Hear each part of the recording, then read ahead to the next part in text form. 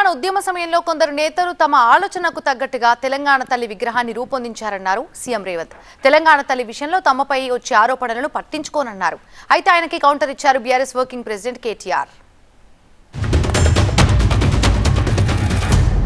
రాష్ట్ర సాధన సమయంలో రాజకీయ పార్టీలు వ్యక్తులు వాళ్ళ ఆలోచన పరంగా అది ఆలె నరేంద్ర గారు కావచ్చు, విజయ్ శాంతి గారు కావచ్చు, కల్వకుంట్ల చంద్రశేఖరరావు గారు కావచ్చు, లేదా చాలామంది ఉద్యమకారులు ఆయా రాజకీయ పార్టీల యొక్క ఆలోచన వాళ్ళ విధి విధానాలకు అనుకూలంగా ఆనాడు తెలంగాణ తల్లి ప్రతిమను వారు సృష్టించుకొని ఆయా రాజకీయ పార్టీలు వాటితో ముందుకు కొనసాగినాయి.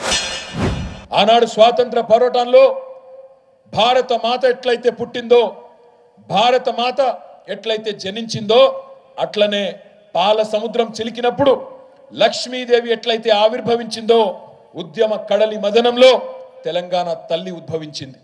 తెలంగాణ తల్లి రూపాన్ని ఉమ్మడి ఉద్వేగంతో తెలంగాణ ఉద్యమం తీర్చిదిద్దింది. ఇది ఏ ఒక్క నాయకుడో ఒక రాజకీయ పార్టీకో సంబంధించిన రూపం కాదు.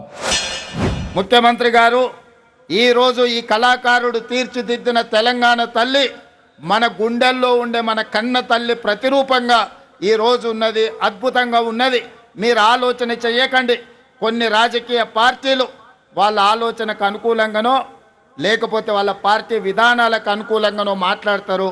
మీరు వాటి పట్ల స్పందించవలసిన అవసరం లేదు అని వారు నాకు సూచన చేశారు.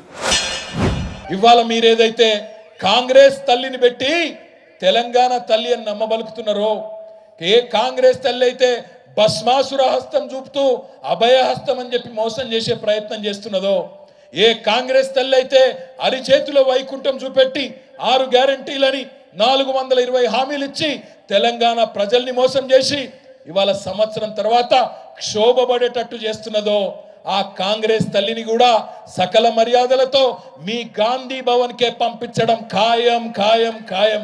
ఇది రాసి పెట్టుకో రేవంత్ రెడ్డి అని నేను చెప్తా ఉన్నా.